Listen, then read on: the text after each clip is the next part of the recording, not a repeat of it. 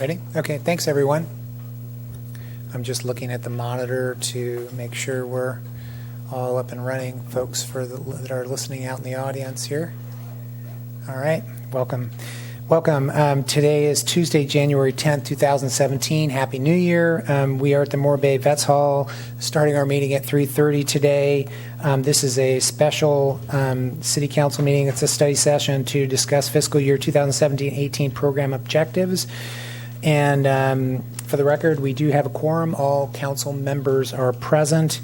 And we do have public comment for this item. And just so for those folks in the audience that are here, thank you for coming here. Happy New Year. I'll open it up for public comment. For those who'd like to comment on this, we'll go through the staff report, the discussion on what we have before us, and then depending on time, we may be able to close with public comment as well. But with that, I'll open up for public comment. I don't have any speaker slips for this meeting. I recognize the audience out here, but for those who'd like to come up for public comment, please come forward. Our city clerk, Dana, will start the clock for 3 minutes, and please come up and welcome.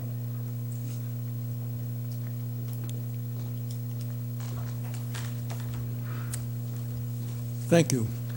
I am Marvin Sosna. Thank you. S-O-S-N-A.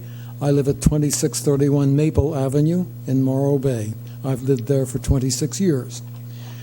I am here in pleading for the streets in North Morro Bay. I see there are signs that some streets are being fixed in downtown. They've sprayed out the stop signs. I guess that's preparatory for some improvements downtown. In the 26 years I've lived in North Morro Bay, I think there have been 2 street improvements. 2. One of them was a half-lane improvement on some of the streets. The streets there are really crumbling, and there are no sidewalks. So pedestrians walk their dogs all over the streets there, and I'm sure one of them is going to trip and fall on those potholes and crumbling cracks. And believe me, you can't fix it by putting in some patches. The patches don't stay. I mean, you've got to come up to our area and look at it. This is an area not only of people who pedestrians walk dogs, but these are people who live in $500,000 houses. I mean, how can you, a real estate person, show a house when they have that kind of a street in front of it? It's third world. And 8 years ago, I brought this to the attention of Noah Smuckler, sainted memory, and he promised there would be work done. The work done was half a lane on 4 streets. I invite you to come and see Ironwood Avenue.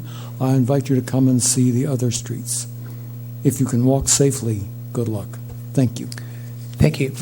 It's Marvin. Can you tell me your last name again, please? S-O-S-N-A. Okay. Thank you, Answer any Mr. questions Sosna. you may have. Thank you very much. Appreciate that.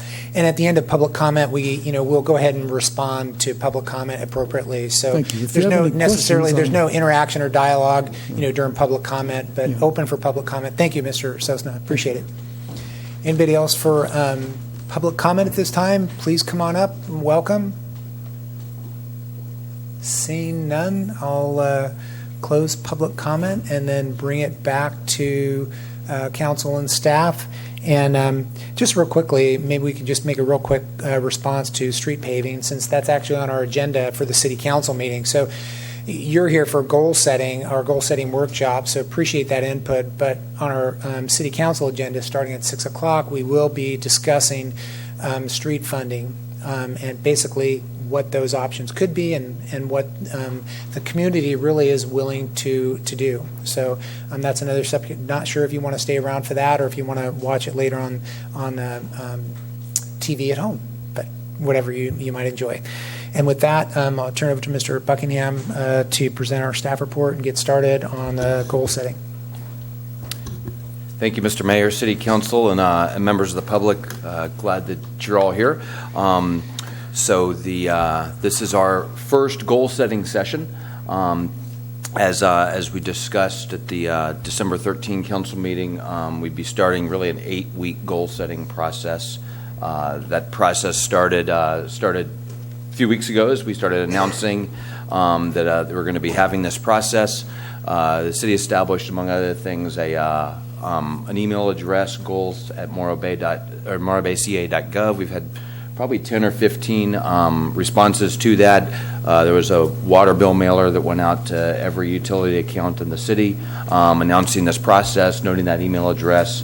And as was suggested at the previous city council meeting, coming out of this process, we're prepared to do some online surveys and other things to help the council and prioritize our goals and our objectives going forward.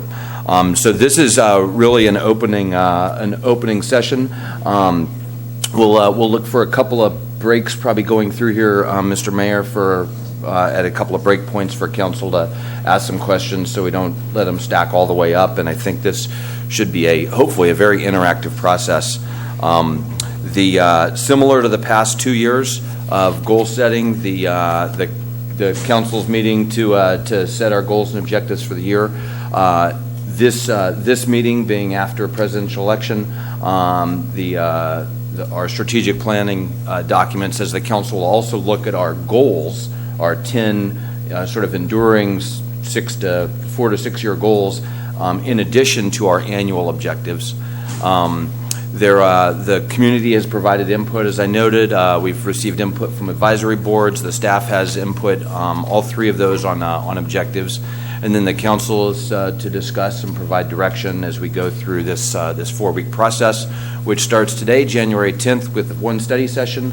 There'll be another study session 2 weeks from today, and then discussion of our goals and objectives in your regular meeting on February 14th, and then again on the hopefully targeting the 28th of February to approve those goals or the objectives. Couple of discussions this week. That is sort of important to get through the process by the end of February, so that the staff then has your guidance really for next fiscal year, and then as we start to build the budget to bring to you, we can ensure that your guidance in the form of goals and objectives has been received and put into that budget. Mr. Mayor? I just want to quick pause. I know we had a few folks come in here just as we were getting into this discussion. Just wanted to let you all know we've already opened up public comment. We had one public comment speaker in the closed public comment, if there's any interested in public comment for this item, at the end of this, time permitting, and we'll work to make sure we do have time permitting, we'll open up public comment. So I just want to make sure people that are just coming into the meeting understand that we still have an opportunity for public comment later on, and just want to let you know where we started. So thanks for that. Great, thank you. So here's our agenda today. We might get through part of this. First, we would like to start with a brief long-term budget review. Due to some very recent CalPERS board action, our budget forecast has changed considerably, and staff believes that the council should see that, and the community should see that before we start our goal-setting process, because those changes may well affect your goals for the next 4 to 6 years and the objectives that you set for this year. And then we'll likely have a good long discussion about those long-term goals, what are currently 10 city goals, and then time permitting, we can get into the discussion of annual objectives associated with those goals. So this quick long-term budget review. So 2.5 weeks ago, on December 22nd, the CalPERS board reduced their predicted interest rate income, which is called the discount rate, from 7.5% to 7%. Reducing that discount rate requires an increase in city CalPERS contributions. So essentially, CalPERS board reduced how much income they believed they would get off their investments, and they are now charging the cities to make up that difference to keep CalPERS afloat. The Morro Bay contribution, so I'll skip ahead sort of on the 5th of January, so last week, staff spent 6 hours going through that data with our excellent consultant who had looked at all of the Morro Bay, all of the effects on the city of Morro Bay.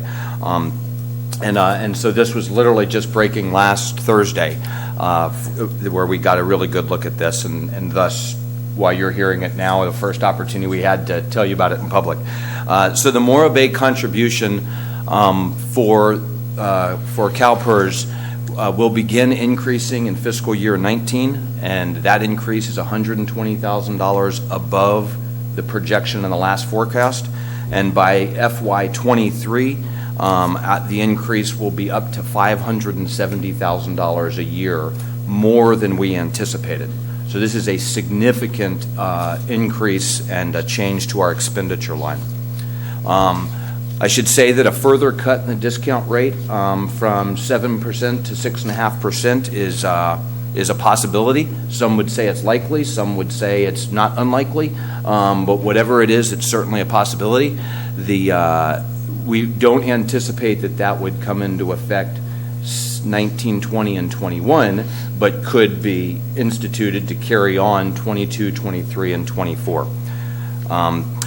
I should also note that what you're going to see here is an initial draft of our first look at this budget forecast.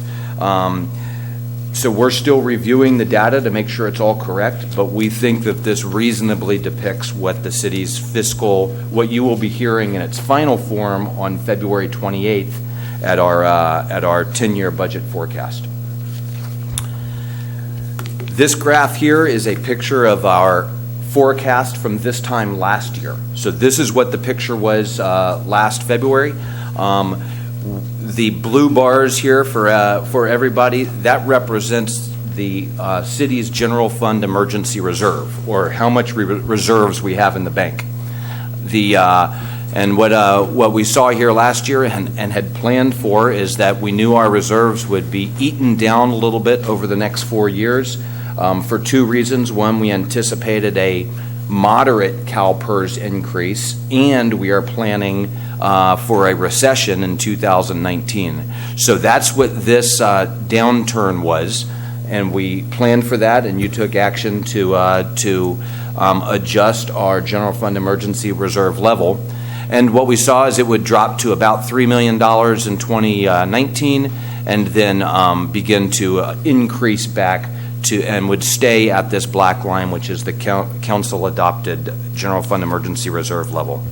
So that was the picture last year based on our revenue forecast and our expense forecast, and based on our current level of services. So I just switched the slide, and you'll notice that the blue bars have changed a bit. So this is the initial draft forecast now. This is important that I note clearly, and you'll see it in the next slide. This assumes keeping current service levels. If we kept our current, and this now is adjusted for the CalPERS discount rate change. So now you see the reserves dropping down and then continuing to drop, and in 2023 the reserves drop below zero if we didn't make any changes to our current service levels. This chart does assume a further rate drop to 6.5%. So for prudent planning, we have plugged in the 7%, the 7.5 to 7% drop, and plugged in a presumed possible drop in the discount rate from 7 to 6.5%. So this shows what some might say would be the worst case. Others would say the worst case is much worse than that. But this presumes that the rate drops to 6.5% by 2025. I will note that even if it stays at 7% and does not drop, the picture is not much better. We still cross the line here and go into deficit in 2023. It's just that this blue bar here is about half as deep. So we should not say that. We should not think that, oh, if it just stays at 7%, things will be okay. It won't. Can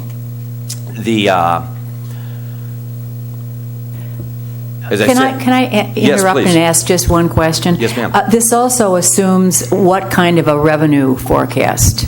Thank you. I'll get to that in the next in good. 2 slides. But Thank you. This the only thing that's changed here in this slide, essentially, in the forecast, is the CalPERS rate increase. So our expense levels all of our other service levels are projected to revenue stay the levels, same, yep. and our revenue levels are staying on forecast from last year. Okay, thank you. Are there any other questions? Since that's okay. Are there any other questions? Okay, great. Thank you.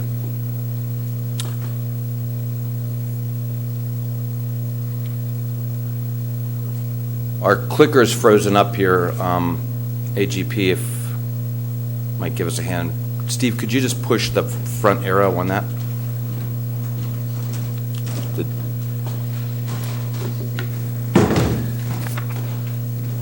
Okay, there we go. So this slide now looks a little bit better, you'll see. What this is the forecast that you just saw with the significant CalPERS increase. However, this assumes cutting $500,000 a year of services from our current budget.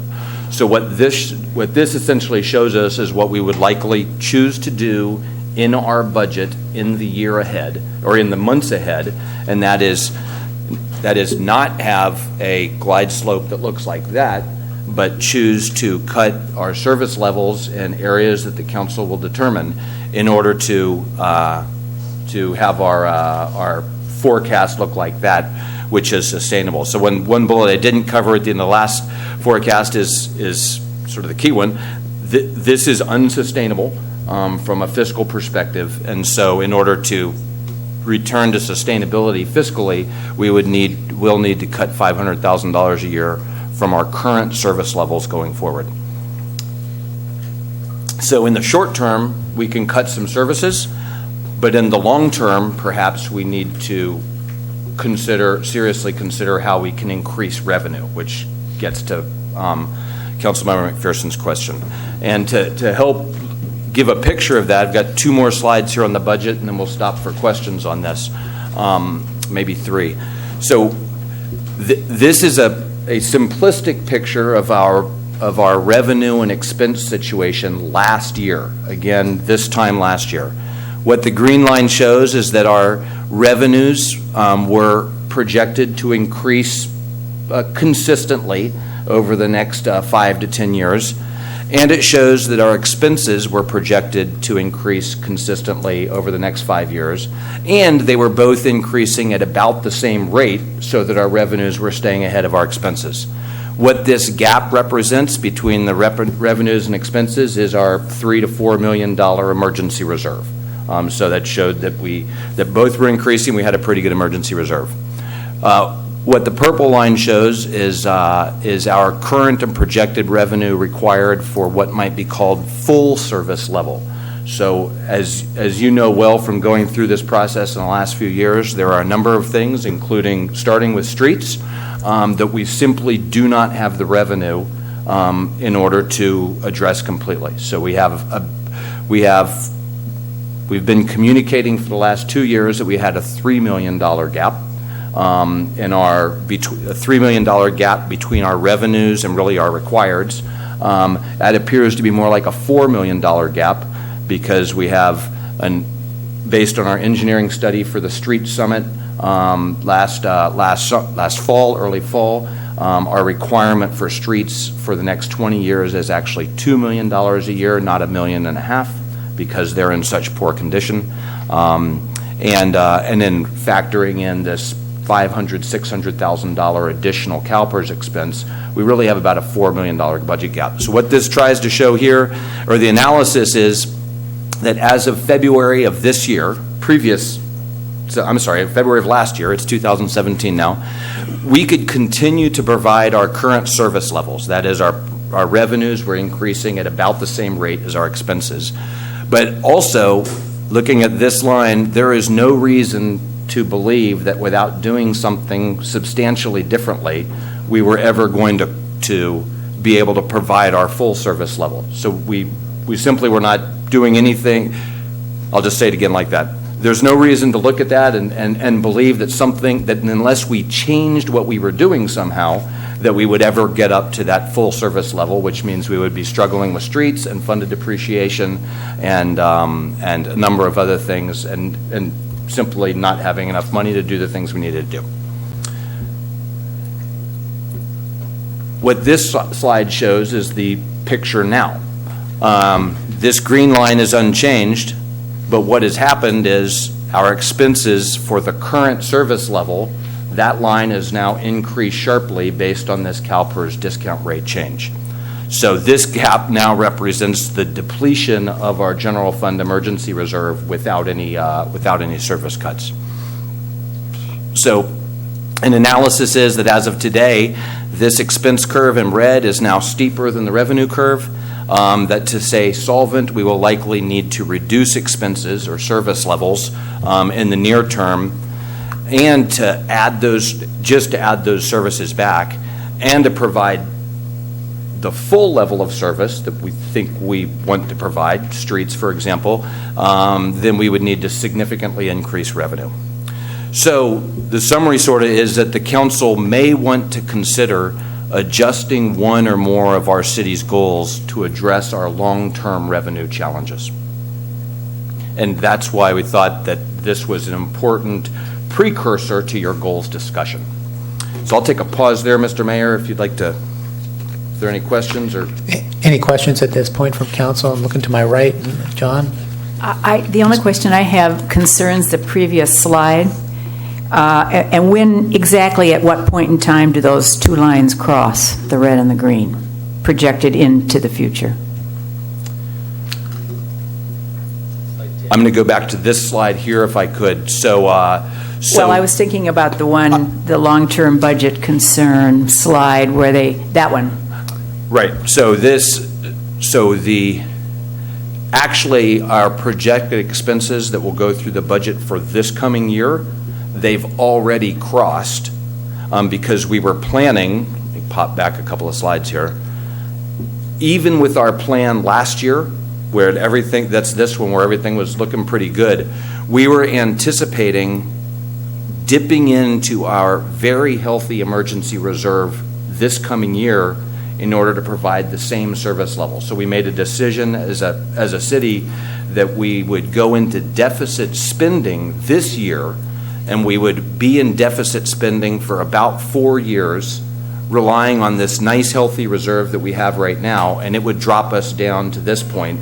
But then depends on how you look at that slide that you asked about. Right. The current projection is in fiscal year 2023, if we did nothing, is when we would not only have been in deficit spending for 7 years, but we would deplete our emergency reserve and be in true deficit at that point, and not being able to find anybody who would lend the city money. Okay. Matt? But, Dave, when you're talking about depleting those funds and looking at what the projection that we'd made last year moving ahead, that we were going to use those excessive emergency funds moving ahead with the additional programs we want to do. But however, with this new kink in the wire with CalPERS, we're not going to get those extra, not necessarily amenities, but goals and objectives that we wanted to accomplish with that money. We're necessarily going to have to use that extra money for the CalPERS readjustment. Right. So we 2 years ago, we had, because we had an excessive amount of money in our risk management fund, nearly $1 million, and council determined that we should keep $100,000 in that. We had an anomaly 2 years ago where we had almost $900,000 of one-time spending. And I think we were all very clear-eyed about that and said this is money that we're only going to be able to spend once. It's not going to be there every year. And we either have spent it or are spending it on council-directed high-priority things, and some of which were true investments. For example, updating our general plan and local coastal plan and installing the fiber network that we are hopeful will have some positive impact on economic development. So 2 years ago there, and a little bit last year, there was some measurable surplus that was available as we were going through the goal setting process and especially the budget process that we could address some one-time goals. That is depleted. Some of that actually is sitting in the general fund emergency reserve right now. But so going forward, we're in a situation where in this year, in the several years ahead, if nothing else changes, then we will need to make $500,000 worth of cuts likely to our current service levels. Could phase those in, and we'll go through that in the budget. But looking out at the long term, I think the key point that the staff wanted to convey is that there's no reason to believe that our budget situation is going to improve measurably if we don't take a different approach on some of the things we're doing. Red? Dave, we have been forecasting a moderate recession, and we've moved that out a couple of times to FY19, I believe. Are you still carrying that as part of your projection? Yes, sir. This slide, well, let me put it this way. This slide here, which is the third one which I showed you, which assumes we make the $500,000 of cuts, includes a moderate 5% one-year recession in fiscal year 19, and includes the full impact of all of the CalPERS discount rate changes, including another drop from 7% to 6.5%. Okay, and but that's the one that assumes we cut 500,000. Correct. Yeah. Okay. Dave, one more clarification. So the other part of the projection that we talked about a couple years ago was a PERS bubble. So just talk about that for clarity, because it wasn't necessarily, so there's a couple things happening. We were adjusting for our emergency reserve in anticipation of a PERS bubble, not the one we're talking about right now, and a potential recession. So that's what we started planning for 2 years ago. Just clarify that for us and the audience, you bet. please. And we'll look forward to going into this in detail with the full forecast. But you're exactly right, Mayor Irons. So this is the first chart that we showed you. This is last year's chart. And this is all coming together. The reason that last year we projected and we said that we would be okay with 3 years of deficits was two reasons. One is because we saw a short-term PERS spike that was going to drop back down. And that's frankly most of this right here is the PERS spike. But then we said it was going to drop down, and that's why this stabilizes and starts growing again, because that PERS spike was 3 years up, about 3 years down, and then it was going to end in 2021, and then we would be back where we were.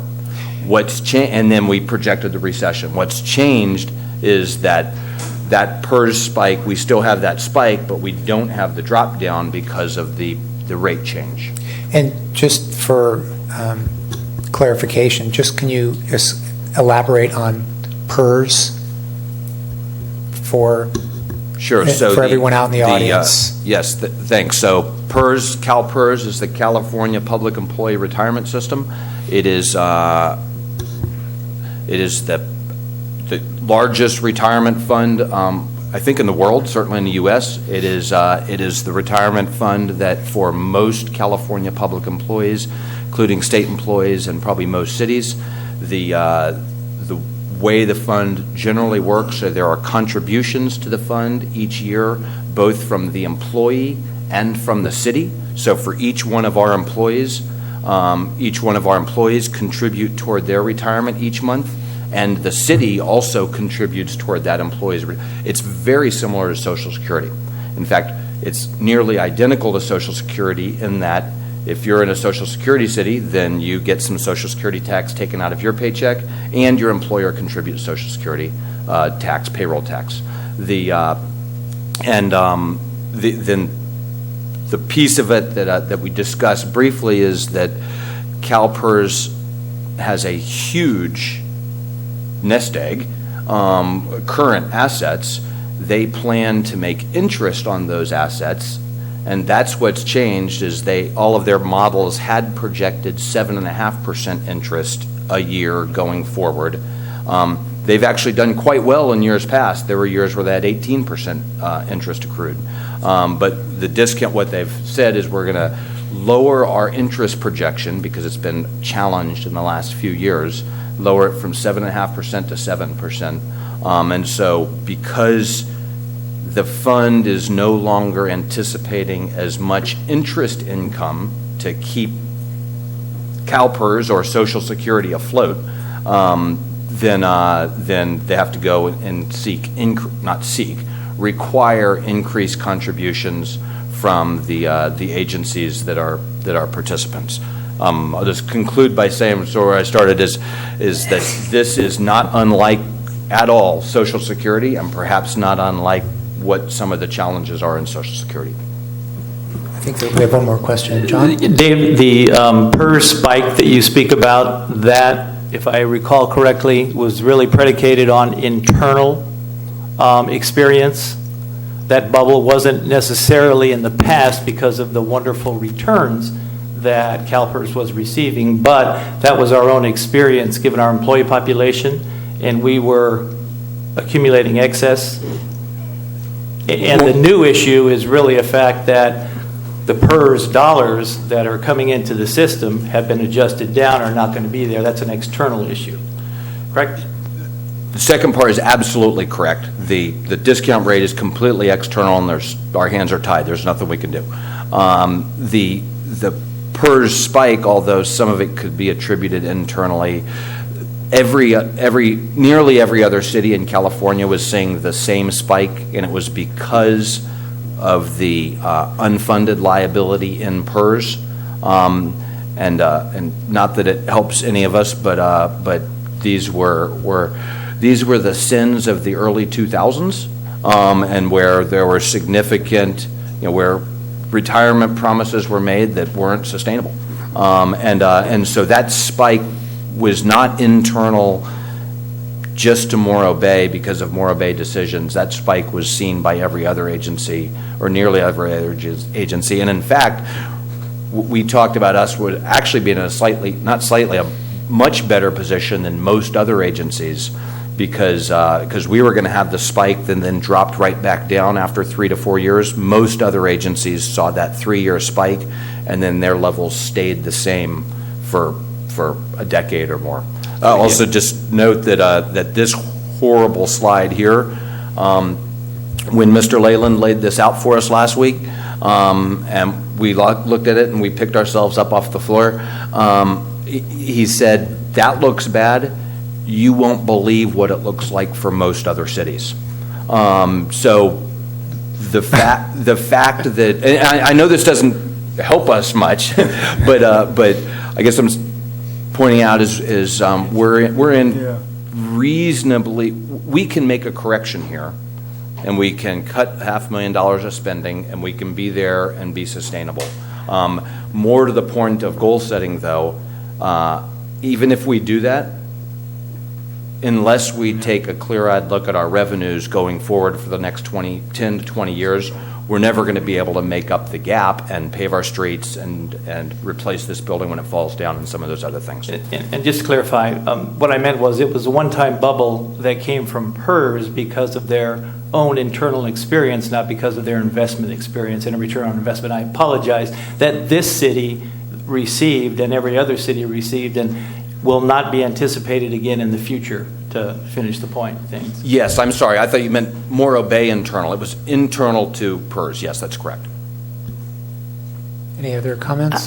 Just one very quick question, since we're talking about PERS. When this hit comes, will the employees feel it also? Will they be having to contribute more as well as the city? It depends on what we do. PEPRA, which is the Pension Reform Act from a few years ago, which started to reform the pension system to really get it to a point where it's sustainable, is one element of PEPRA allows the city to impose with meet and tell. So that's impose. You can choose to do it, and it can't be stopped. You need to inform the unions, but allows the city to impose what I would describe holistically as a slight help to our city's budget. It will be felt by employees, but so starting in fiscal year 2018, you can impose essentially a 1% increase in employee contribution to their own retirement, and a 3% increase for public safety unions to their own retirement. So right now, it's really 6%, 7%, and 9% for Tier 3, 2, and 1. PEPRA would allow you to impose taking Tier 3 employees from 6.25% to 7%, and public service or public safety employees from 9% to 12% contribution. Other than that, there's little relief mechanisms unless there is another round of state pension reform, PEPRA 2, which would be a hard sell and is probably what's needed to fix the system. Okay, and for some of the new members joining us, we will, we're going to look for time to open up public comment towards the end of the meeting, and this is a goal-setting discussion, even though we are talking primarily about the budget right now, so if you will, thanks. Yep, please. So with that rosy backdrop, but again, probably just to transition again after the questions, that this was really the reason that we thought it important for you to see this now, is the council may want to consider adjusting one or more of our goals to address our long-term revenue challenges. And I hate to be too repetitive, but going back 3 or 4 slides, even in the rosy days of January 2016, there was no reason to believe that without some sort of substantial change in our way of doing business, that we would be able to close that gap and pave our streets and have a depreciation fund that could replace the bathroom in Del Mar Park when it needed to be replaced. So with that, looking forward, Steve, I froze again here, if you could help me out. Thank you. So moving now into a longer-term goals discussion. Next slide, please, Steve. So here are our 10 city goals. I believe you all know them well. Just briefly, they run from establishing a new WRF and improving streets to fiscal sustainability and economic development, and down to quality of life and city operations, improving many of those things. Next slide, please. So just thought I'd put in red the goals that cost money and put in green the goals that might somehow relate to improving revenues. And you can see that we have 8 goals, and almost every one of our objectives essentially is a drain on the city budget. And I mean that negatively, but improving the streets, I concede that for every one of these you could argue that there's an indirect positive effect. Better streets is better business. That's true. But essentially, from improving streets to building a new WRF to enhancing the quality of life, most of those things cost money. And only fiscal sustainability and economic development start to get at our revenue issue. And even so, just the way they're worded, they don't do that super directly. Next slide, please. So a few observations, a few pages of observations about the goals. So 10 is a lot of goals. Most organizations have 3 to 6 true sort of change goals, i.e. something that you want to improve, not just maintain. We've had somewhere between 70 and 90 annual objectives the last 2 years. Each of those can really be thought of as projects. That's a lot, and balancing those with programs, the thing that your city staff delivers every day or tries to deliver every day. If we have too many projects that we're working on, then we may not do our basic programming job very well. And so just communicating that 10 goals and 70 to 90 objectives is pretty significant. So we might be trying to do too many things at the same time. Next slide. Some of the goals, you could argue, are actually core tasks that should be addressed in a more focused city mission statement. So, for example, goal number 4 is maintain core public safety services. This is not at all to decrease the importance of public safety, not at all, but generally in organizations, a goal is to improve something, to change something, to do something differently. This essentially says maintain what we have, and I would argue that one way to deal with that is that public safety is such an essential task that it shouldn't be in a separate goal. It ought to be in the core mission statement of what our city does. That is an essential task for what cities do. I also note that our public services, our public safety are relatively strong, and so we don't see a requirement right now to emphasize improving one particular of public safety or not, because they're doing a great job. So the council might consider actually removing that as a goal and perhaps adopting a city mission statement. Next slide. Next observation is that 4 of the goals are associated with infrastructure. 3 of those are associated with failing or critical infrastructure, and 1 with general infrastructure. So improve city infrastructure, facilities, and public spaces is a goal. Improve streets, that's another goal, and that's an infrastructure goal. Develop the WRF is another infrastructure goal. Improve water supply diversification is another infrastructure goal. So the council might consider combining some of those into a single goal that's related, either one single super broad infrastructure goal, or maybe 2 infrastructure goals, one of which focuses in on critical infrastructure and failing infrastructure such as WRF, streets, and water. Next, please. So it's going to walk through now and probably take 10 minutes or 12 minutes, walk through our 10 goals one by one and provide some observations on each one, and then turn it over to you for discussion. So goal number 1 is develop, and these, please note the title of every one of these slides is goal options. So we tried to reduce the verbiage here and didn't say the council could consider this or could consider that. Consider all of these slides as things the council might consider. So, for example, the council might consider retaining this goal, develop a new WRF, and then identify 3 to 5 objectives for this year to move that project forward. Alternatively, since this goal was created 4 years ago, we have developed a plan for the new WRF, and we are really on track on a construction timeline now. So the council could remove this goal as a separate goal and identify the 3 to 5 critical WRF-related objectives for this year and capture those under a broader infrastructure goal. Next slide. Very similarly, improve streets. So the council could retain this goal, and as the mayor mentioned, and you are all aware, you're going to have a discussion about street funding at the council meeting in an hour and a half. So you could retain this goal and have an objective specifically related to streets funding, or the council could remove this goal and include a street funding measure or objective under a broader infrastructure goal.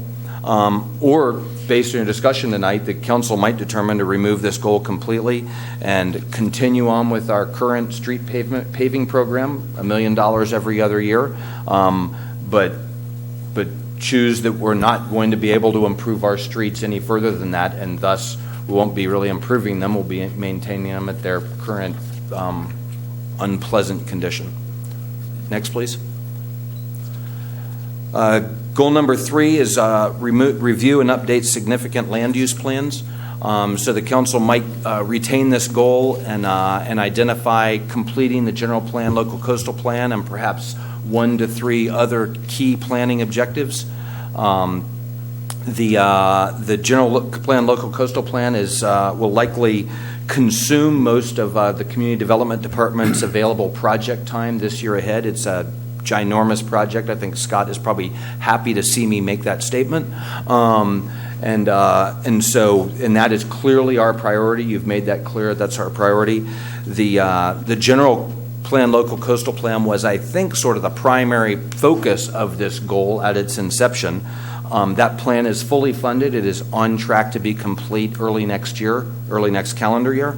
And so the council might remove this goal and add an objective related to completing the general plan, local coastal plan elsewhere to to make sure that that critical task of completing that is addressed. Next, please. We talked briefly about this. Maintain core public safety services. Maintaining core public safety is a core mission of the city. So the council already discussed this in a previous slide. The council may want to either keep this as a goal and continue to say maintain, or might want to remove the goal and adopt a mission statement that says one of the essential tasks of the city is to provide public safety. Next, please. I lumped goals 5 and 6 together. We've used them slightly differently. One is usually sort of focused on finance items, and the other community or economic development is related a little bit more to economic development items. Council might choose to combine these goals into a single goal that explicitly addresses our structural revenue issues. Might identify a set of objectives to help accomplish that goal, or the council might maintain these as separate goals and more explicitly address our revenue issues with objectives under those goals. Next, please. So goal number 7 is improve city infrastructure, facilities, and public spaces. So the city might modify this goal to and include streets and wharf and water underneath it. Or it might keep this goal for facilities and public spaces and then create a new goal that specifically addresses failing or critical infrastructure. Next, please. Enhanced quality of life is a great goal, and we want to do that and want to continue to make, and we can continue to make progress in certain areas. We should ask, if you had a Maslow's hierarchy of needs for a city, where would this need fall in relationship to public safety and clean water and streets and some of those other things? Without improved revenues, our ability to complete costly quality of life enhancements is certainly limited. The city can conduct some quality of life enhancements with staff time and on its own, essentially, and can facilitate enhancements that are paid for by non-city approaches, partnering with the chamber, partnering with other groups to provide enhancements. So I don't want to say that we can't do anything in the quality of life area. We certainly can, but our funding to do that may be somewhat limited. If this is retained as a goal, it should be prioritized appropriately relative to the other goals that we have. 2 more to go. Number 9, please. So goal number 9 was to improve water supply diversification. The council may keep this goal. I'd suggest that this goal is closely related to construction of the wharf and its critical infrastructure.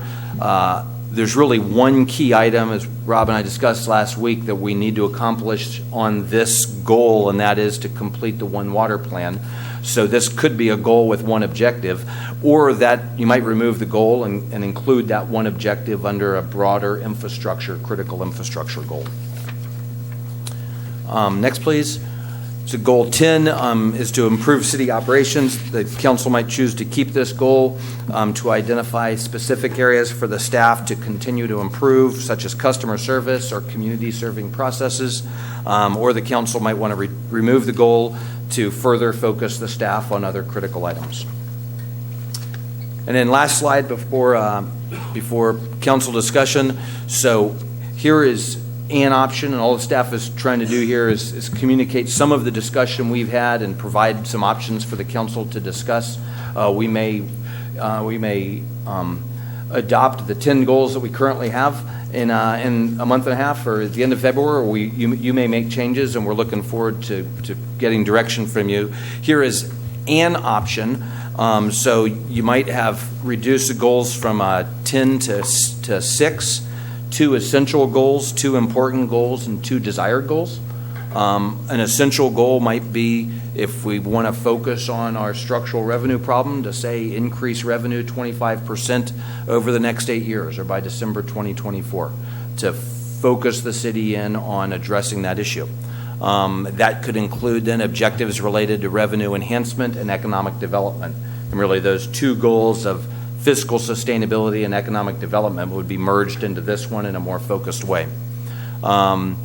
Goal number 2 may be to another essential goal to improve or replace failing and critical infrastructure. You could include the WRF objectives, streets objectives, and water diversification objectives all into this single goal. Reduce those number of objectives, and staff can focus in on those. Then you might have 2 important goals. One is improve city facilities, public spaces, and mobility. That's we took out the word infrastructure and added mobility. So in there you might have city beautification objectives and then bike, pedestrian, and parking objectives. Goal number 4, also important, might be to keep the community development sort of planning goal, to review and update significant city land use plans and focus on completing the general plan, local coastal plan, and other key planning objectives. And then maybe 2 desired goals, one to enhance quality of life and include quality of life objectives there, and then one to improve city operations and include city operations objectives in there. Next slide, please. So with that, Mr. Mayor, it's sort of a precursor. We've got a second grouping of slides that starts to talk about objectives associated with the goals, but first wanted the council to have a great discussion on goals. Okay, thanks for that. So just kind of lay out some planning here for council and how we'll get through this. So we've got about an hour, so if we can circle around discussion, maybe complete discussion at 5:30, that would allow our audience that are here, we can open for public comment, and it'll allow us 30 minutes for public comment on this item. So I just want to frame that out for everybody. I'll just be keeping an eye on the clock and try to keep us moving along to 5:30, and we'll try to stick with that. We'll move on. So discussion, and as far as some of the things that have been laid out right here, I'm just going to open up with a couple of opening remarks based on what we've had so far. First, thanks for bringing all this to us, and thanks to the folks coming to this goal-setting endeavor with us. I think it's very important. Every city does that every year. In December, when we were discussing this item, we gave direction to come back and do this under the schedule and the study session, and that's what we have.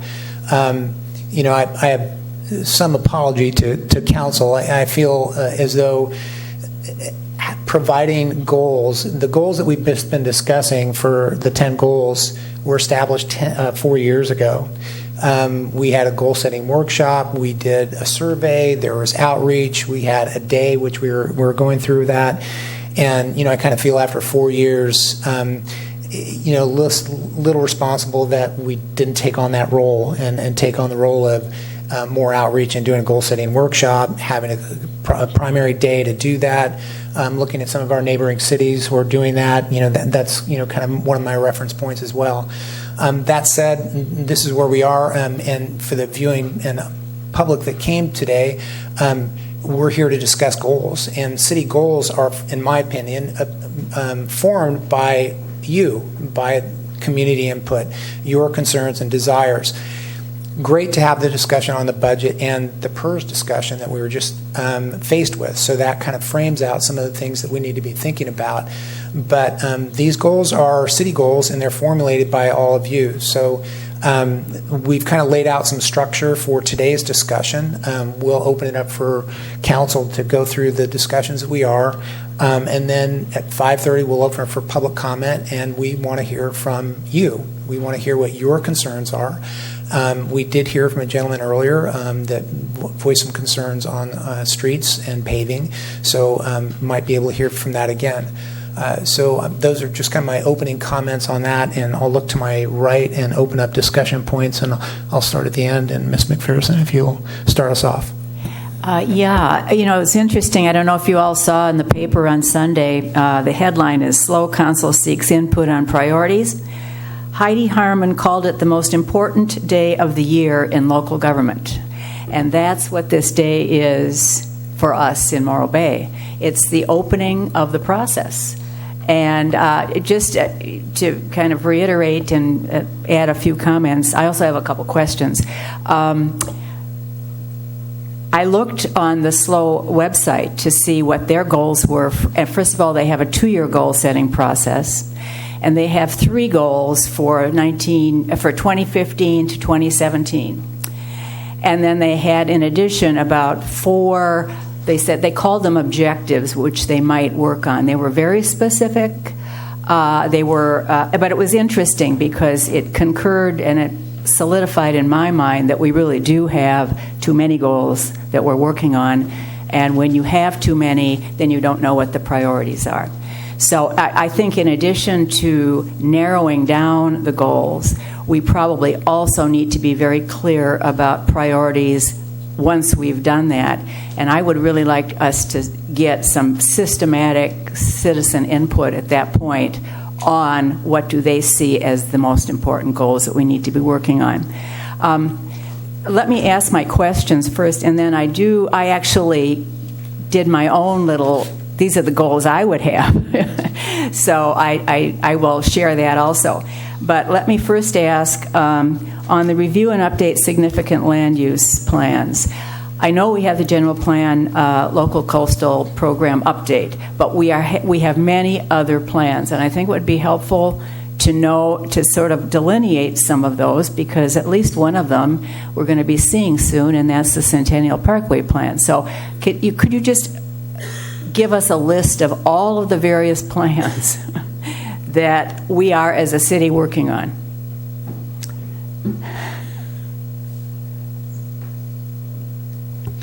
Well, I mean, as was stated, we're in the process of updating the city's general plan, local coastal program. That also entails an update to the zoning code. The idea is it would be finished with that process in a little over a year. We are working on the Centennial Parkway and Embarcadero widening plan. We'll be coming back to you with that at our next council meeting with recommendations moving forward. We've done some outreach to the public on that, and we've presented it to the council previously, and council directed us to go get some additional input and then bring it back. So that's what we're doing with that. We are working on the sign ordinance right now. We're working on some things related to code enforcement as it relates to parking of RVs and boats. We'll be taking that back to Planning Commission either at the next meeting or probably the following one we're coming out with that, and then be scheduling that for to come back around to City Council probably in February, March. And what else do we have going? What about the waterfront plan? Is there a plan for the waterfront that's in progress? And a parking plan? Part of the downtown waterfront strategic plan is part of we've incorporated that into the general plan update. Okay. We're finalizing the draft of that right now. That should be coming out later on in January. We are finishing that. We are, as part of the general plan and LCP update, looking at parking as well. Okay, but some of these will be folded into the general plan update. Yeah, a lot of them will be folded into them because they're going to end up living in the zoning code, which is kind of the last piece of the update process. Once you do your general plan, local coastal program, sort of the implementing document is your zoning code, and so we'll be rolling several of these things into that. So that's where while we're going to be doing outreach on the sign ordinance, it's when we're done, we're going to run it by Planning Commission, City Council, and then it's going to be waiting for the zoning code update to be completed. It'll get rolled into that and then sent off to coastal for certification. And when is that anticipated? The sign ordinance? No, the zoning. The zoning is anticipated at the end of the general plan and LCP update process. So we'll probably be starting that in the summer. So, but it will be part of next year's plan, the completion of the general plan. Yes, it is part of it. The council allocated additional funding to do a comprehensive update of the city's zoning code. Our city's zoning code is outdated, lacks cross-referencing, has a bunch of kind of aha things in there. If you're not aware of them, they kind of get you if you're reading them on your own and not talking to staff when you want to do development. We want to fix that, and we want it to be cross-referenced with our general plan as well and our LCPs. Thank you. My other question: enhanced quality of life. We don't have any examples in here of what's included in that, and if I recall, most of them have to do with recreation programs.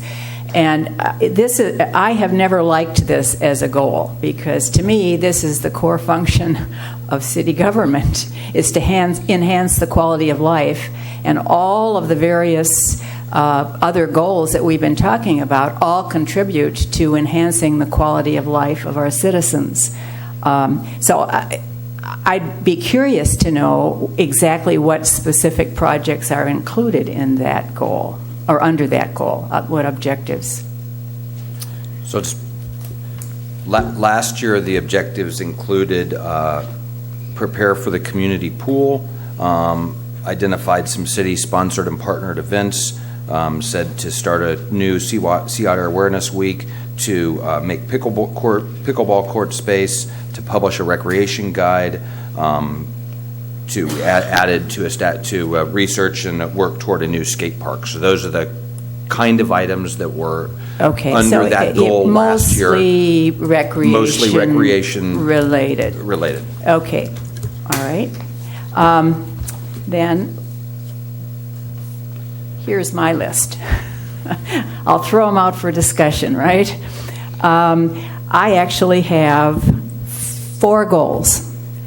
The first one I call develop and implement a comprehensive water resource policy, and include under that completing the new WRF and folding goal number 9, which is the water diversification goal, into that goal.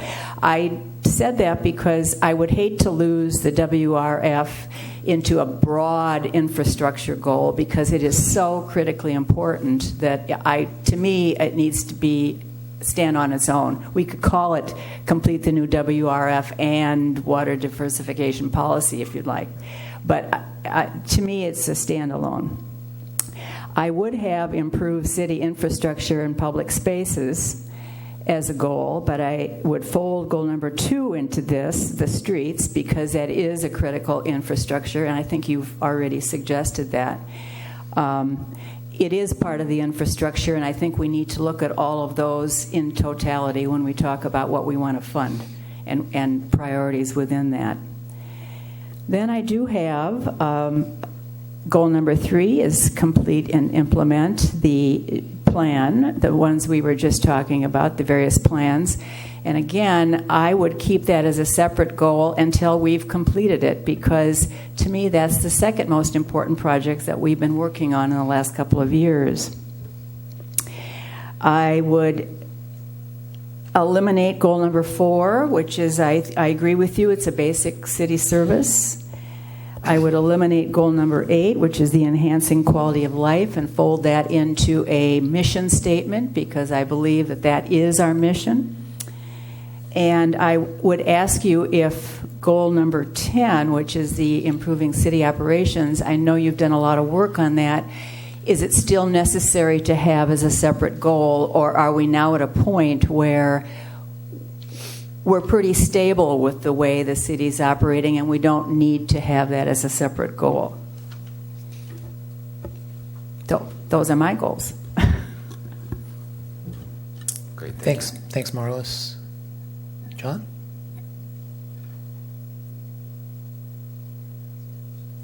You want me to move on? Oh, you're good? Okay. I'm writing as well. Keeping everything going. Thanks. Thank you. Thank you, staff, for a tremendous amount of work in putting together all of the information, and also for the distillation process. I do appreciate that. It helps me think more clearly when you do the distilling for me. I like your distillery. It works for me. So in terms of questions, and staff, question for you in general, whomever may want to chime in. Does the operational plan drive the city budget, or does the budget drive the operational plan?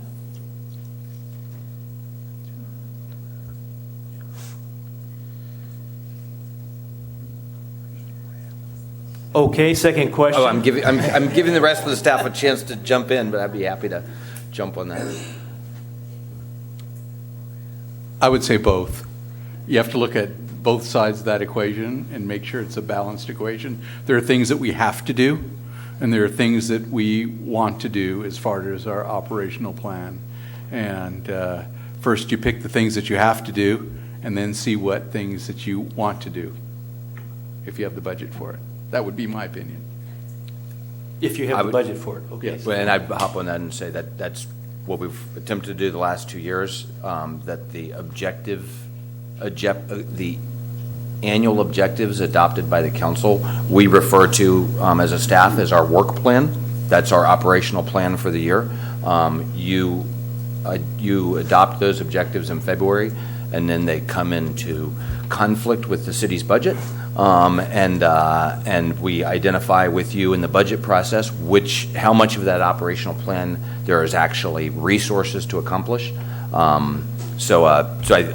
Generally, the plan comes first. What we want to accomplish comes first in this process right here, and then we see how much budget there is to support that.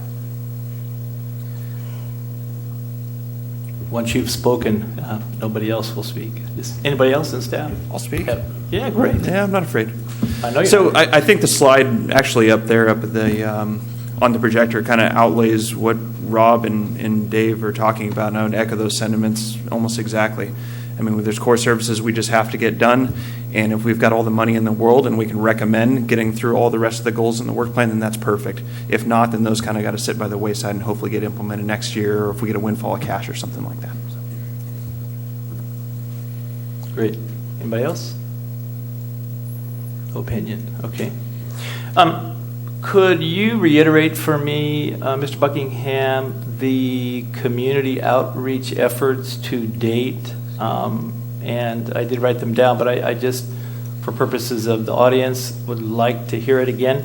And the response that you've received quantitatively, not qualitatively, quantitatively. Sure. So we started, I think, with our December 13th council meeting and had a discussion about our strategic planning process and announced that we would be going through this process. We've then sent a mailer to 5,500 utility bill recipients in Morro Bay. Thought that was even more effective than a newspaper article, and invited everybody that gets a utility bill to engage in the process. Specifically identified this meeting and, as I mentioned, an email address that we set up specifically for folks to send input. As of this afternoon, I think we'd gotten 17 emails, some from one single item to several with lists of 20 to 30 items, all really helpful. There'll be an article in the Bay News this week, not announcing the process, but reminding the community that this process is ongoing, and reiterating both the email address and that you'll have a subsequent study session 2 weeks from today and further council meetings. And there's been a number, on hot topics on the website. Hot topic number 1 is help steer your city, and access to everything that we just are showing tonight, and the results of the discussion tonight will be there tomorrow morning. And then a number of Facebook posts also identifying the process that's going on and encouraging folks to participate. Great, thank you. And 17 emails in response. That's correct. Okay. Third question is, of our special interest groups, how many have given input to date on goals for the city vis-a-vis business, hoteliers, aka TBID, advisory groups, fishermen, harbors, those special interest groups? How much feedback have we gotten, or have we gotten any organized feedback? All of the advisory boards' input was requested, and I believe all of the advisory boards provided input. So Planning Commission, Harbor Advisory Board, Finance Committee, I believe. So each of them had an opportunity to provide input to the process. The Community Beautification and Heritage Committee provided formal input. The Citizens Bike Committee will do the same. I don't think there's been formal input from any other community groups, such as chamber or rotary. Okay, great.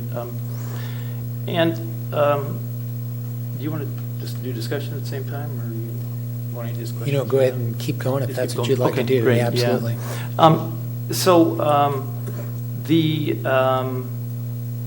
The listing that you have come up with, and I listened to Marlis's summary, I pretty much feel aligned with that, and I'll just summarize it for me.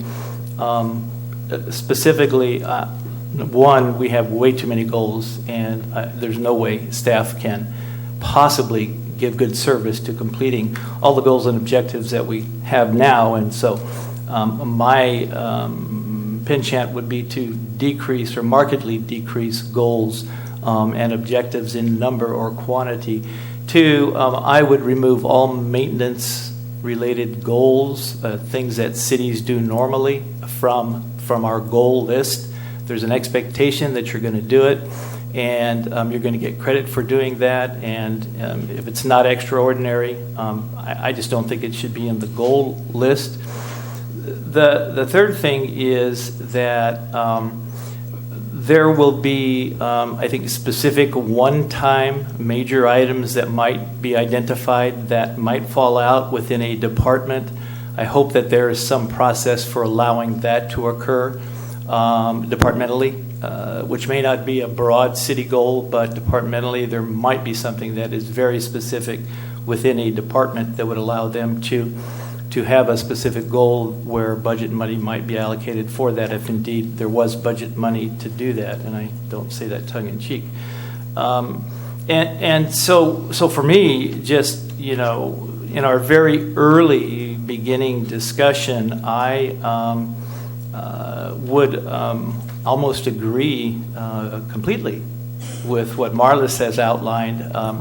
I see as an essential, and I'll call them goals right now, as you've defined, more or less big and broad, the water policy and or the development of a one water plan, two, infrastructure development for the city.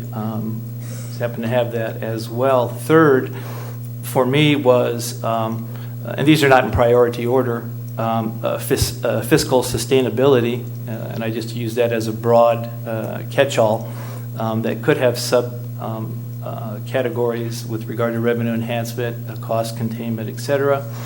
And then fourth, I do also believe that the local coastal plan and general plan is big enough that it should remain as a very large component and deserves its own place as a goal. I also would remove quality of life. I don't know what that means. I think it's different for everybody. I just think it's an assumed thing and falls within mission and values of a city. And I think we're always striving to improve the operations of the city, and unless there's some huge umbrella item that falls out from underneath that, I don't see that as necessarily being a go-forward goal for this year. I will, however, say the reason I asked my first question about budget driving operational plan or operational plan driving budget is because of the unusual place we find ourselves in again right now. And I will just say it's important for me to say to the community, and I know we're early in the process, but I'm disappointed in the fact that we've only had 17 emails and 20 people here tonight, and so far one public comment on what your city is going to be about in the future and what you want. And what that says to me is you're leaving it up to the five of us to decide for you, and that's the reverse of what I think we should do. So it's a call out to you that are watching and those of you that have friends and neighbors to please send in your likes, dislikes, wants, and desires. Doesn't mean that everything will be placed in there, but that's what the process is all about. It's a dynamic process of getting what you want down collectively on paper. And so To just reiterate the place I think we find ourselves in, and the struggle I will have this year will be the fact that we're going to be tremendously focused on revenue enhancement and possibly cost controls.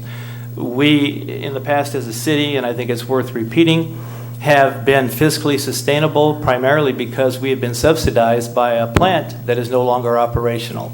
And we just need to own that. It has been gone for a while. There is absolutely no cushion, yet there is continuously a demand for an improvement and an increase in the service level within the city.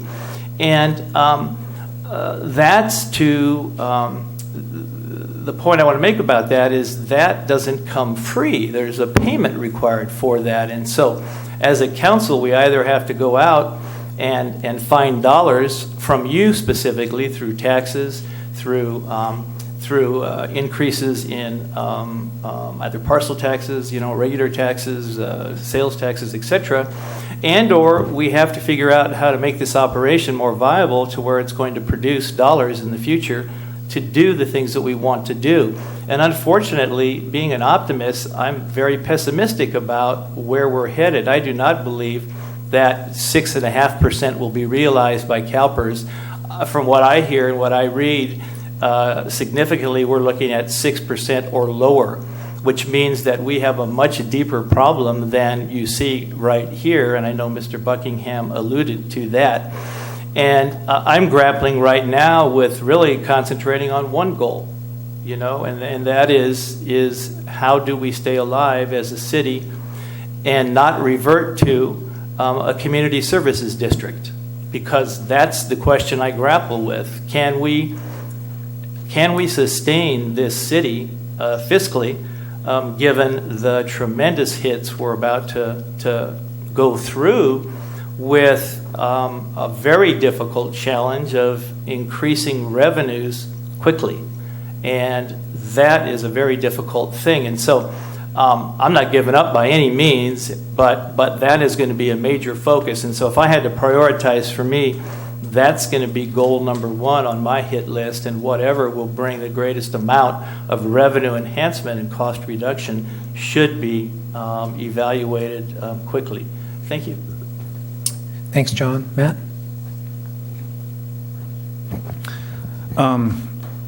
With everything that's been said, I agree in terms of your suggestions that are on here. Prioritizing the goals, reducing the goals, consolidating the goals, as Marlis is suggesting, and John is supporting. I think a lot of this, the KISS principle is important here, not only just in operations of the city, but in light of this economic outlook. Also, Dave, in terms of looking at this, and you and I were talking about this, CalPERS with their assessments, they go on, what were you saying the other day? You were saying they're on a 3-year cycle. And with that in mind, this proactivity that you and staff is promoting here is looking at what CalPERS is saying now. That could, as John has suggested, could go lower. And so we're riding that wave right now going, okay, this is what it's going to be for this next 3 years. And it could change, though, but this is being more proactive, correct? Yes, so the CalPERS projections essentially lag 3 years. What they lag on is they look at the employee set from 3 years ago when they are determining what your rates are going to be for the current year. So when they're determining our rates for this year, our contribution requirements for this year, they're looking at the employee set from 3 years ago, and we have a significant reduction in the number of Tier 1 employees from 3 years ago to now.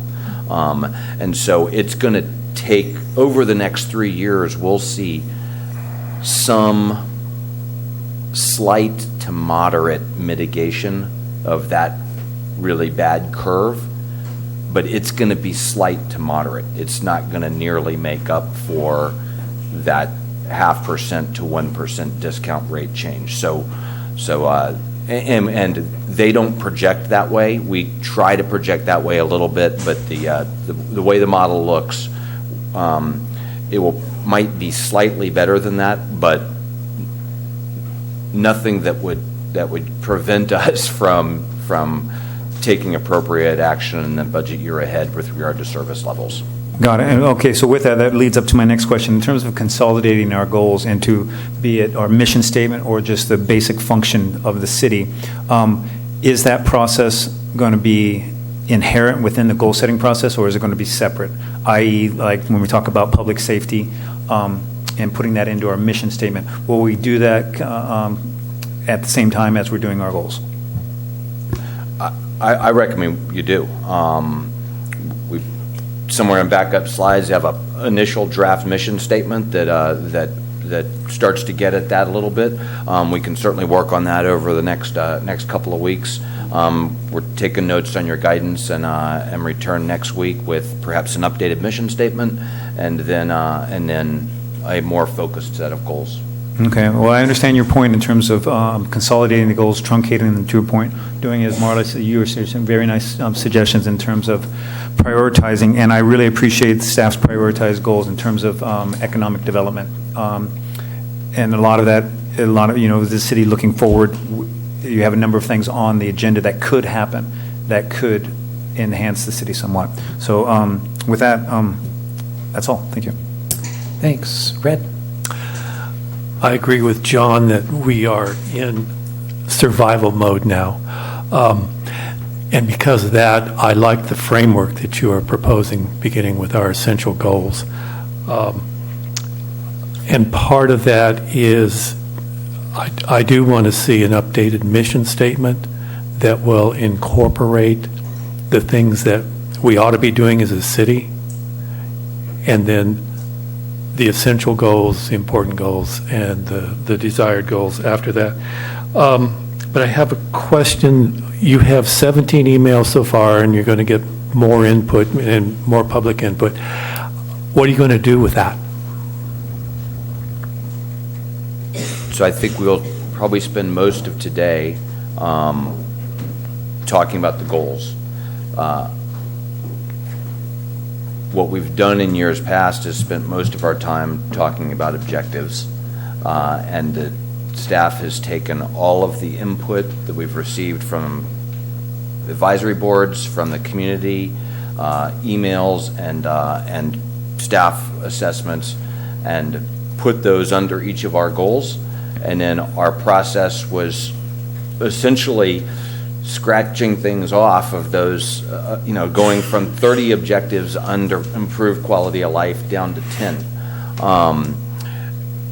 We might want to approach a little differently this year as we go through the next 2 months of this, and that is starting with a blank list and putting things onto, essentially having council and community nominate things to put onto, if we even have a goal of improved quality of life or enhanced quality of life, instead of the process of scratching things off, because that's one reason I think we ended with 70, 90 objectives the last few years. So we might get into some of that objective discussion in a few minutes, but if not, then I think what we'll return with next week is staff will take all of the input we have, divided into appropriate groupings, and present that to the council and we'll try to see if we can identify if we hear the same thing more than once, improve streets.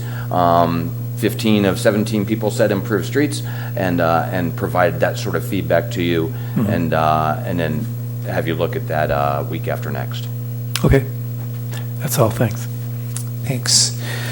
Just want to make a couple comments. So the mission statement, which I think is, I agree with. I think it's a separate discussion. A mission statement is pretty important. I don't feel the need to rush through the importance of a mission statement, considering we've only got 17 people that have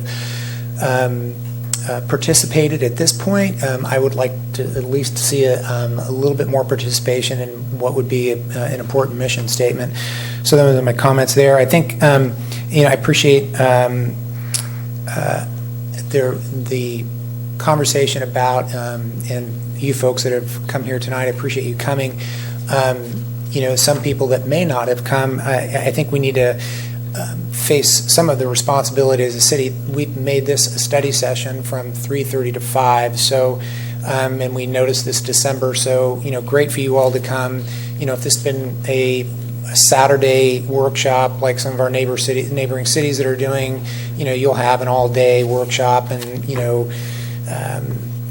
tens and even more, 100, or so people that show up and are participating in that. So those are my thoughts as far as how much participation we're getting today. I don't want to downplay the importance of how much participation there is. As far as revenue, basically looking at in options 6 and prioritization of goals, I just want to say a couple things.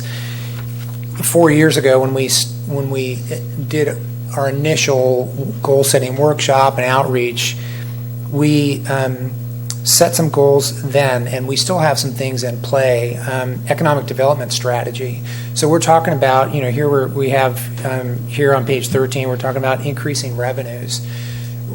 It's not as though we haven't been planning or looking towards doing just that. I would contend the economic development strategy that should be forthcoming will lay out pretty detailed pathway in how we should be building and growing revenues to enhance the city. So I think that's important. The other is tourism. We have changed our tourism model. We still have a T-bid, but our tourism model has come into the city. There's discussion with some of our hoteliers on, how that, at least I've had some correspondence from some of the hoteliers.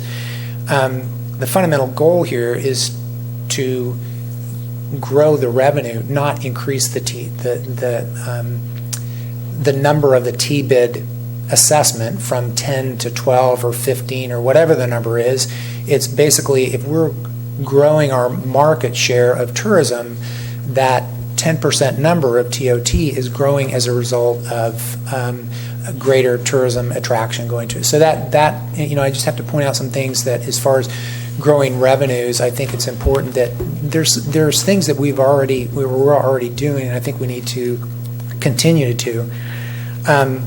So, based on some of my colleagues' remarks, I appreciate the WRF as maintaining a goal there, and the general plan as maintaining a goal. I did write down some notes in consideration of long-term goals. The WRF is a long-term goal, but there's not to say we shouldn't have a single annual objective to keep that going. The general plan, local coastal plan, I see that as a annual goal to get that complete. If that's on moving forward to be complete, then I feel as though it should be a goal to keep going in that direction. I appreciate the comments on eliminate goal 4 and 8. Goal 10, that kind of comes into maybe the mission statement things. And the improve city infrastructure that Marla, you mentioned as well, supportive. I too have a list of goals that, have come my way that, I can go through and read, but also have laid out in similar fashion. I think, Marla, you mentioned some things about City of San Luis and how they're doing it. Pismo Beach is another one that was doing that. In theirs, it's listed major goal, important goal, and desirable goal. We have essential goal, important goal, and desired as it's laid out for us. The one that's recommended here, increase revenues 25% above projections by 2024. My comment to that is, I think more importantly, I would like to address a CalPERS strategy and not single out revenue. But CalPERS is the issue that we've been talking about with our budget today. And that may be driving what we want to do in the need of growing revenues, but I would be a proponent of a CalPERS strategy, whatever that means, if it's a combination of how we balance services and grow revenue, but to single out saying, hey, just grow revenues because we're expecting by 2024, because of CalPERS, this is what's happening. I want something specific. Our community members are saying, I'm expecting as we go through this process, we'll lose sight of growing revenues and what's really been the purpose over here. And Dave, you talked a little bit about PEPRA and some reform, and that's been good, but we're still facing what John has been mentioning as well. Where is this going to go? Is it going to go from 7% to 6.5% or 6.5% to 5% or whatever? We don't know. So that's why I'm more inclined to focus more on a CalPERS strategy than a revenue strategy and have that discussion that way. That was the focus of my comments on what's been presented tonight. But I did want to comment on the economic development strategy that we've been working on. WRF is perhaps a long-term goal, but an annual objective. I think it should be number one. It's important that we do that. The general plan, of course, is a primary goal objective this year.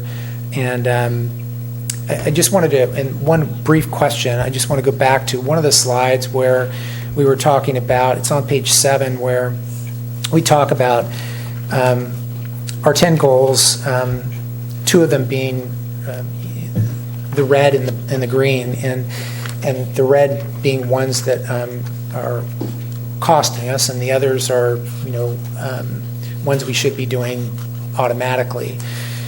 Develop WRF and improve water diversification. I would contend those are enterprise funds, and so as we start talking about drawing down our general fund, I kind of single those out in my mind, and I just want to make sure that, for the discussion, of council and staff, and just kind of get some agreement on when we're talking about that those are part of our enterprise funds. So, we should look at that a little bit differently.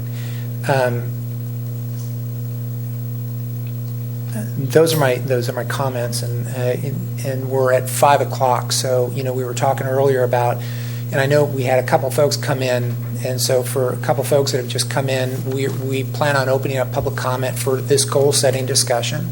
There may be speaker slips out there, but it doesn't matter. We'll just open it up for public comment. We'll look how much time it is and take a show of hands on how many people would like to speak to that. So, how many people would like to speak public comment for for goal setting? We have 1, 2, 3.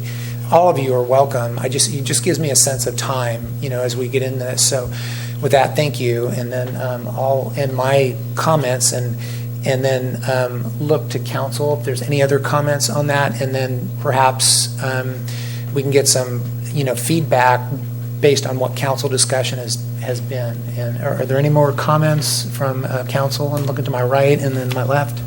I would just concur with Dave Buckingham's approach to moving forward, so that rather than a big laundry list that we start scratching out, you start with the essential objectives. And yes, you can give us that information about other suggested ones and we can look at it, but I think we need to start with the essential things that we need to accomplish next year first. John? And to the points that were made with regard to public input, if Saturday is a good day to have a community event where, like a couple of other cities have done, we invite people to that might bring out 100 or more people, I'm wide open to being there for that and being part of that. So however staff thinks it would be appropriate to get a larger group of people out. I do understand 3:30 to 6 is a difficult time, but again, there's been opportunities for input through the mailing that's been out there, but I would like to have that Saturday outreach or Tuesday night or whatever it might be. So something other than 3 to 5. I think we might be limiting folks. To my left, Red or Matt. Okay, based on that, I'll look to you, Dave, and maybe you can just give us some feedback on what we're looking at so far, and some of the comments on that. Great, thank you, Mr. Mayor. So, been listening and taking notes, and then trying to consolidate those notes at the same time. So This is just sort of a quick reading back to you some of the things we just heard. So I think we heard some consensus that we need to reduce. But probably start from consensus that we've got a concerning fiscal situation that we need to be clear-eyed about, not necessarily the sky is falling, but clear-eyed about. And I think there was understanding that that there's two parts to that fiscal challenge. One is a shorter term part, and that is to, and will frankly, that'll become most important in the budget process going forward, and that is how do we address this significant CalPERS expenditure increase. On that said, I would look forward to some council feedback on this, but staff does want to convey that there's a second part of the problem, and that's that statement that says unless we do something differently, there's no reason to believe that we're going to have the money to improve our streets and replace our buildings and those sort of things.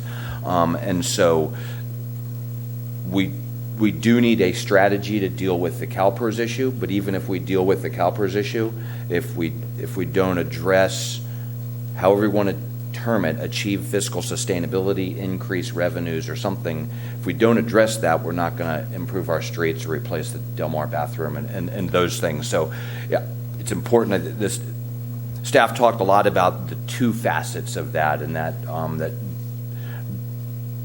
so if we look at the slide, if we simply have a $500,000 service level adjustment, that's only 3 to 6% of our budget. So we can cut our budget by 3 to 4%, something like that, and be fine, be sustainable. Except we're only sustainable at our very reduced level of, not very reduced. We're not able to provide those other services. So. Staff would recommend that we do consider carefully something in the area of clearly worded about what our fiscal revenue desires are. And one other broad comment, and then I'll continue reading back to you, is that the more that we have some metrics associated with these goals, the better, so that we really can measure ourselves. So it's one thing to say, achieve fiscal sustainability. It's another thing to say, be able to close the $3 million but $4 million budget gap by 2030. Those are two different things. We can actually measure if we are making progress. Similarly, improve streets to what extent?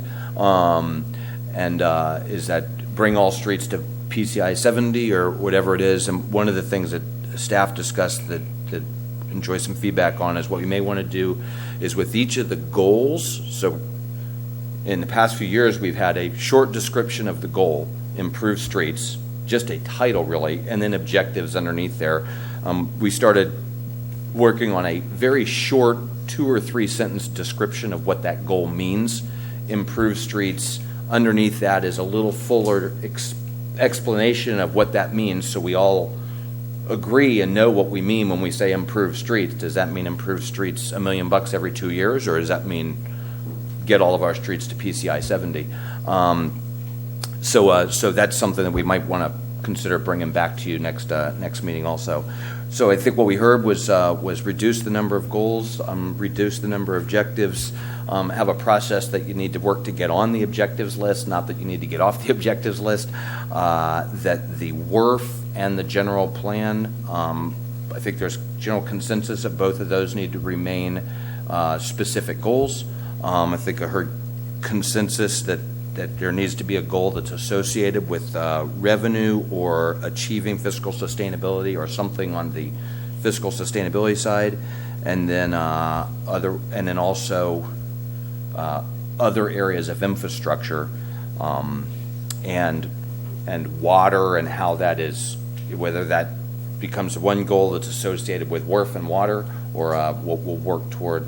But those are, I think, the highlight things that we heard. There was also one on plans, Ms. McPherson, and we'll look at that on how we do that for the long-term goal. For the near-term objectives, obviously I don't think we're saying get through all of them this year, but to have a plan to keep those plans updated is important. Did that capture most of the just the note about the special departmental issues? Yes, I have that. You got Thank that you. too. And Yep. Just want to make sure they captured that, and then the Saturday thing, but you got that up Yes. front, yeah. Marlis? Well, the only thing that I would add is that once we have finalized or we have a sense of what the goals and objectives are, to make sure we get citizen input on their priorities of those.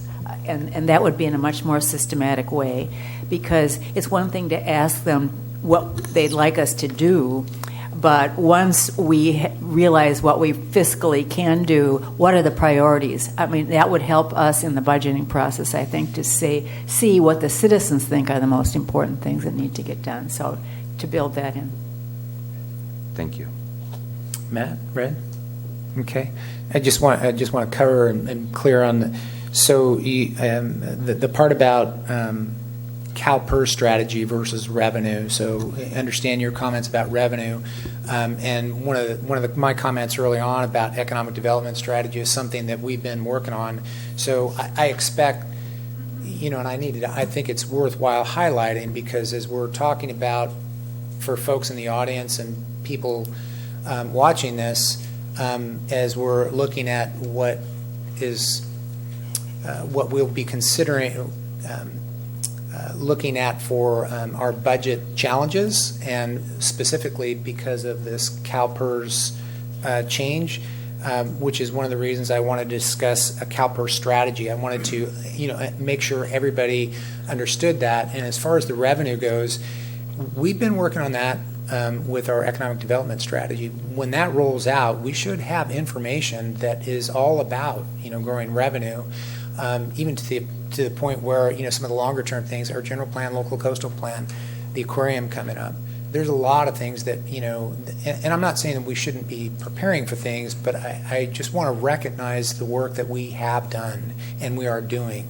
So specifically the economic development strategy, that was a discussion for the very purpose of, hey, what are our potentials as far as growing revenues in the city? So I don't feel like the necessity of pulling that one sole item out when we actually haven't even looked at what our economic development strategy is going to look like, because that's coming to us this year, right? I mean, we'll be seeing that economic development strategy coming to us, and it's going to lay out all kinds of different information on what we should be doing to enhance revenue. So great as a goal, but I'm expecting that economic development strategy is really going to fuel part of the decisions and things we need to be doing to do just that. Those are my comments. Any other? I concur that and I didn't elaborate on it, that under sustainability, fiscal sustainability, economic development to me becomes an ongoing objective. Because I think the bigger, broader umbrella is fiscal sustainability and includes both revenues and expenses, not only revenue enhancement, but revenue reduction. Then I saw two components. One, immediate possibilities for revenue enhancement because of the incoming hit, vis-a-vis your comment about CalPERS. And then second, the longer term revenue enhancement through the economic development plan that will come, but we need some low-hanging fruit immediately to deal with the issues that we have. So. Okay, thanks. And with that, we have time. I'd like to open up for public comment for goal setting, and all of you in the audience, you're welcome. Please come up. There's no order. Come as you will. There's no speaker slips for this. Just welcome. Come on up. Thank you. Happy New Year, Mayor, new Happy New council, Year. welcome. I'm Carol Truesdale, a resident here since 1995, homeowner since 1999, and part of the goals, the biggest asset the city has are its citizens. We are the people. And I want to compliment our Morro Bay Police Department and our Fire Department, because that's the first person that comes to help me. They are our priority, our safety. You asked for the enhancement of how we citizens need our safety. So when you do your goal setting, that has to be all part of that, because we the people need that. We don't need the foo-foo with this, and that. Yeah, we have a sticky wicket right now when it comes to finances, but together we can make it through. But they are the important ones right there. That's life. Thank you. Thank you, Carol.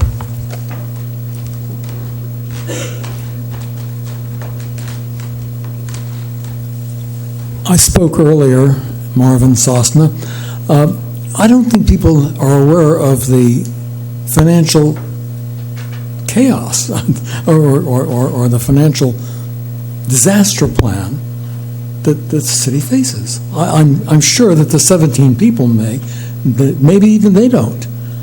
I don't think this has come out. And the problem is you don't really have a way to do it. You can't hang a banner out and say, we're going down the tubes. You can't, without a newspaper, a real newspaper, develop that kind of attention. And I had no idea of it, none. I thought you were just holding back on streets. So really, I mean, you got to tell people this is a real problem. And I don't know whether they'll help you solve it, but at least they might appreciate it if you do solve it. Thank you. Thank you, Mr. Sosna. Anybody else for public comment, please come up.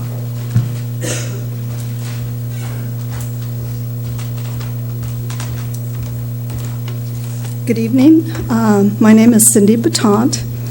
And in regards to soliciting input from the citizens, I was kind of disappointed to hear how little input, but I have to admit you haven't heard from me yet either. So I wanted to make a couple of suggestions. And one thing that I saw in the packet tonight is the staff had taken the input so far and summarized it without disclosing who it came from. And quite frankly, I think that was a really good idea. And I think if people realize they could actually give input anonymously, you might hear a little bit more from folks, because I think some people are reluctant to give input, especially if they know maybe their best friend doesn't agree with them. So I would like to suggest that as something that I think would be really helpful. I like the idea of a Saturday workshop, because I think there are a lot of folks who do work that have a stake in this game that really would like to participate. And I guess that was, the last thing was, it seems like the long-term and short-term goals are kind of mishmashed to me as an observer. I know you guys live in the world where talking about mission statements, vision statements, objectives, goals all mean specific things to you, but for some of us that aren't as conversant in that language, I think it would be helpful to understand long-term versus short-term. When you talk about these 6 goals, it sounds like we're talking about a short-term goal because it really is just for that particular fiscal year. So should there be a set of long-term goals on top of that short-term goal? Thank you. Thank you, Cindy.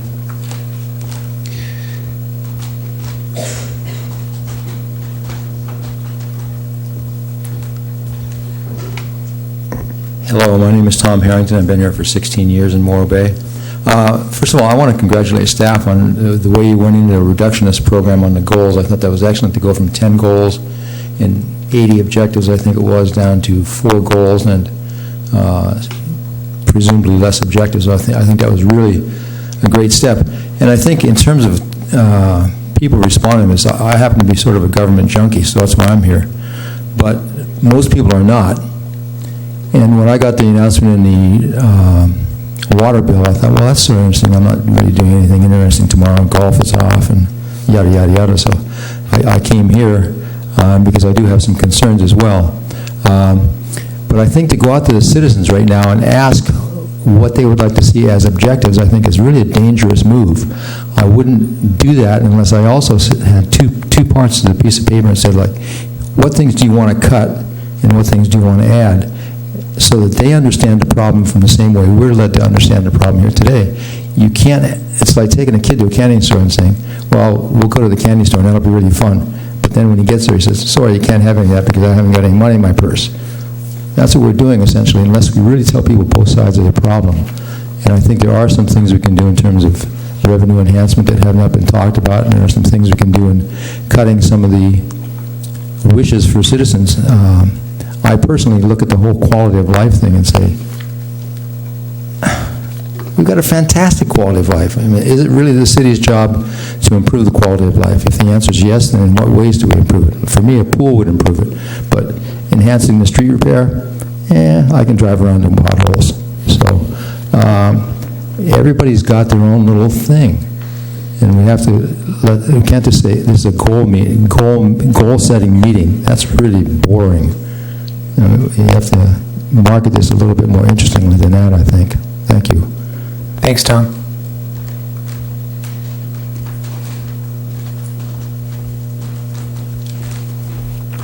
Hi there, Erica Crawford from the Chamber. I didn't prepare any remarks, but I was inspired to speak. I think something came up with the kind of that low-hanging fruit that Councilman Heading was talking about, economic development, the way we talk about these larger economic development opportunity sites that we have here in Morro Bay. But I think some of the city goals and objectives, or one of the objectives, was to get a commercial real estate inventory kind of going and sort of identifying champions within our community, people who are really excited about getting things done, and then having a list of commercial spaces. We have such unique, small, carved-out spaces that, you know, are opportunities to bring in sales tax-generating businesses to our community. So while we're looking at larger opportunity sites, how are we also kind of spreading our hands into business recruitment and expansion? And how are we, you know, kind of supporting smaller businesses that could then move into larger opportunity sites once those larger buildings are done? You know, something that's on the waterfront, wouldn't that be a great success story to get something that was moved from a smaller site into something bigger and a larger thoroughfare? So just some thoughts, maybe not that coherent. Thanks. Thanks, Erica. Anybody else for public comment?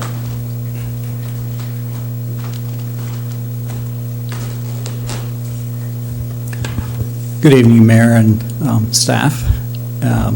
My name is Rick Deschler, Morro Bay. I agree with the idea of reducing the number of goals from previous years based on the comments you guys have made. And dealing with the one listed up there about increasing revenue, and this sort of ties in with what you're going to talk about later tonight for the streets. I believe that the city should put their own ballot measure on to add a half-cent increase to the sales tax. I know as a person that travels, I've never not gone to a location because they have a little higher sales tax than another city. You know, I go wherever I want to go, and the sales tax is, you know, I just pay the sales tax, whatever it is, you know, on the meals and everything. So I don't see that as a negative. And I see that we had such a very good response on Measure J. So I think that's a very good indicator that the city population wants to support that, a measure, a half-cent sales tax measure. What I did not notice in the staff report was what the cost of a special election would be, so I hope that comes out tonight. Thank you very much. Thank you, Rick. Anybody else for public comment? Great. Come on up, Ed.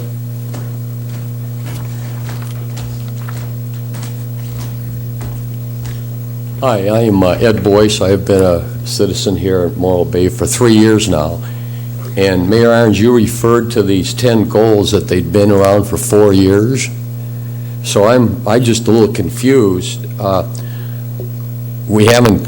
we got any place? You know, I don't understand if we've made any inroads into these goals. It was hard for me to understand that because I saw these 10 goals, and I've been here 3 years, and it seems like we're still talking about some of the same things that we talked about 4 years ago, and we're not moving the ship forward.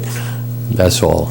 And I had that comment, and the other comment I had, I see up here that some of these things are so interrelated. The economic development, well, I don't see that as if you don't have good streets, and they all kind of go together. You got to have good streets to get the economic development, and I just think there's those types of things that we maybe can't really separate, but we have to move forward on.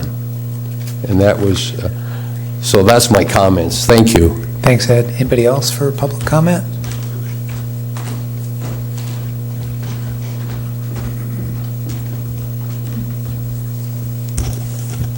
Good evening, everyone. My name is Linda Merrill, and I just, is this the first of 4 workshops on this subject? Did I read that somewhere? So I got here late, so I didn't get to hear your discussion. I'll go home and watch it on television. But I do think it helps as you, the council, start ironing this out a bit for us. I think we can benefit from each of you going through these goals and really giving us a look at what we can do and what can't do in the future, and give us some guidance on what you have learned from studying this subject, and maybe as the goals workshops continue, we can get a better look at where we're at on this whole subject. So, thank you. Good evening. Thank you. Anybody else for public comment? Seeing none, I'll close public comment and bring it back to council, and I'll just respond to a couple of the comments as well, and I just want to thank everybody for coming up. So Eric, I know you talked about commercial real estate, and Ed talked about the goals being on there for 4 years. So I'll comment on that too. But 4 years ago during goal setting, there was, besides economic development as one of the goals, commercial real estate inventory was also done by the chamber. I know you haven't been here that long, but there was a commercial real estate inventory done at that time. That was kind of partnered with the city, but I think it's still part of the chamber, so don't know how that's going, but I just want to comment on that. And then Ed, on as far as the goals, and we've been working on them for 4 years. You know, the goals are general goals, and then there's objectives within there. So each goal, as an example, might be improve streets. So maybe one of the objectives at one point was updating our pavement management plan and how we were going out about paving streets, which we did. We did update our pavement management plan, and we did adjust how we were paving streets more in North Morro Bay than others. So though the goal may have been on here for 4 years, those objectives have been updated, on an annual basis. But it also speaks to having this goal setting process right now and revisiting what our goals should be. And so those are my comments there. Any other comments from council to my left, Matt or Red? Yeah, Cindy talked about publicizing the process, and I just want to thank her because I know she's been putting this out on the next door Morro Bay, so thank you, Cindy. Yeah, thanks. And to the right, and we had some comments about a Saturday workshop and some interest in that, and I think there's support from the council, and maybe we can figure out how, what are our options there, Dave, on that? Yeah, definitely. We've got that note, and not sure if we can pull it off before the next study session, but maybe it might be good to have one more of these sessions, and then to have a public workshop that was a full day, half day weekend, in which some of what we've done so far can be put out there, and as Ms. McPherson was saying, and give people an opportunity to help prioritize that. Help prioritize perhaps objectives that are identified between now and at the next study session, and to consider those goals. Okay. Just a couple of the notes I have from public comment. Didn't come out super well tonight because we really focused on our goals tonight, but the lingo that the city is using is our goals are longer term, broader, 4 to 6 year goals that things that you don't achieve in a year, like improve streets, but you want to work on over a longer period of time, 4 to 6 years. And then the term that we use when we use the term objectives or annual objectives, those are the discrete, achievable objectives that we set for ourselves to achieve each year. Other cities use the term goal in place of objective, so they will set, if they have a biennial budget, sometimes they'll say, here's our goals for our next 2 years. That's really what we're talking about, objectives. So we do have these broader, longer-term goals, and then short-term, 1 year or 2 year objectives associated with each of those. And Mayor Irons noted that many of those we're accomplishing. So we're accomplishing many of the objectives associated with these goals, but it doesn't really change the goal per se, because even though we improved 6 areas of city operations last year, we still are working to improve other city operations.